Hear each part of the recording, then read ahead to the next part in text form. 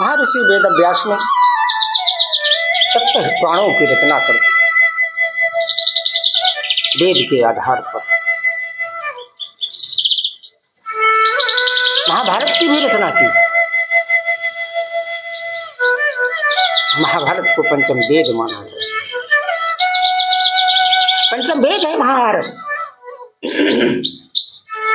क्योंकि गीता जैसा अमूल्य रत्न है उसमें। फिर भी महर्षि वेद व्यास के मन में बेचैनी कि मैंने समाज के लिए, संसार के लिए भी कुछ किया नहीं। लगता है कि कुछ छूट रहा है। एक बात आपसे कहूं, जीवन में जब अधिक डिप्रेशन आ जाए, अधिक टेंशन में हो आपको जब कोई उत्तर न ढूंढने से मिले, एकदम एकांत में जाइए, सुखासन में बैठ जाइए, आंखें बंद करिए, अपना स्वयं का चिंतन करिए कि मैं शुद्ध हूँ, चिन्मय हूँ, शाश्वत हूँ, आत्मा अविनाशी। और चिंतन करते करते अपने आप से प्रश्न करिए, आपको अपने अंदर से ही समाधान मिलेगा।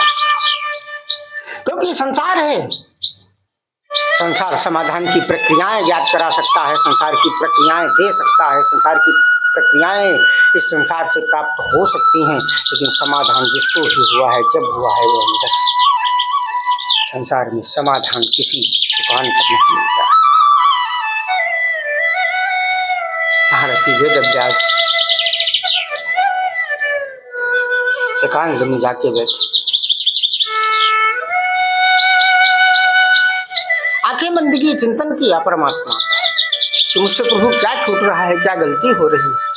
मैंने बहुत कुछ किया, लेकिन अंदर ये प्रतीत होता है कि मैंने समाज के लिए, संसार के लिए भी कुछ किया है।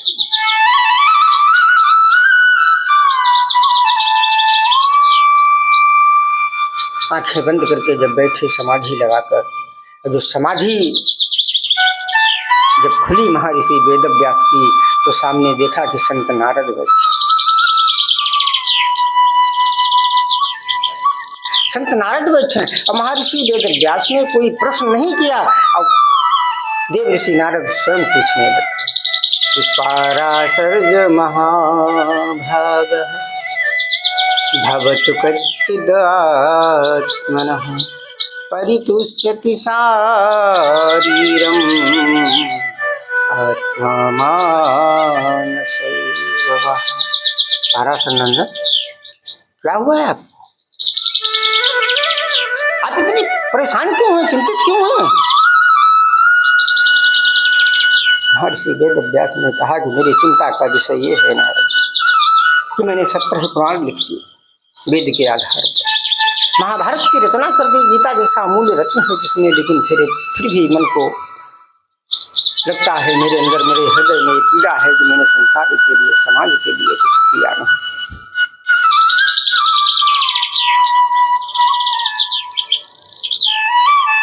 नारद जी ने बहुत सुंदर बात, तो वेद व्यास आपका चिंता का जो विषय है वो उचित है। आपने वेद के आधार पर ग्रंथ तो लिखे, 17 पुराण लिख दिए। जो 17 पुराण आपने लिखे हैं वो संसार के व्यवहारी विषयी जीवों के लिए ठीक हो सकते हैं, लेकिन जिन परमहंसों को, परम संतों को जिसकी आवश्यकता है, वो आपने काम भी किया नहीं।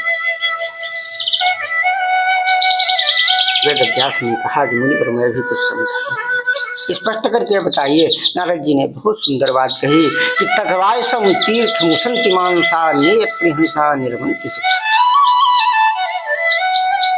व्यास जी, जिन मानस सरोवर के हंसों को सुंदर निर्मल जल में मोती चुगने की आदत हो, वो कीचड़ भरे जल में कभी नहीं जाया। वेद व्यास ने कहा कि मतलब ये कि तुमने जो है संसार के व्यवहारी विषयी जीवों के लिए तो व्यवस्था की है, लेकिन परमहंसों की व्यवस्था नहीं की। तो बोले अब क्या करना है?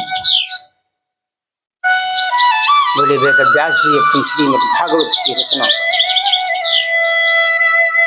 बोले श्रीमद् भागवत की? बोले हाँ।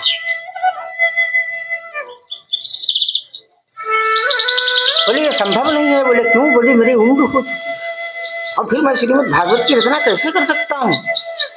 बोले आपको करना कुछ नहीं, श्रीमद् भागवत मैं आपको बताऊंगा।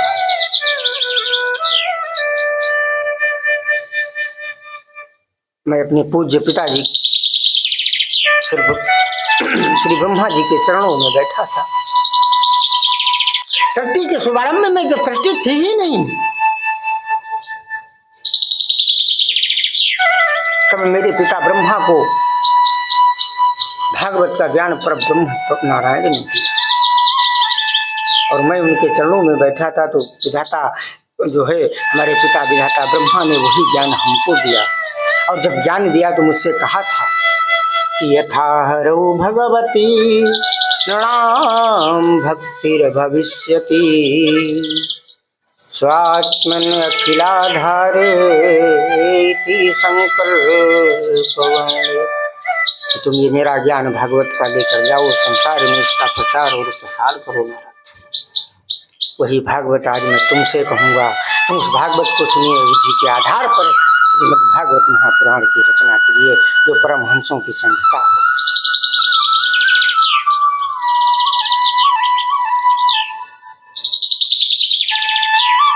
बोले वो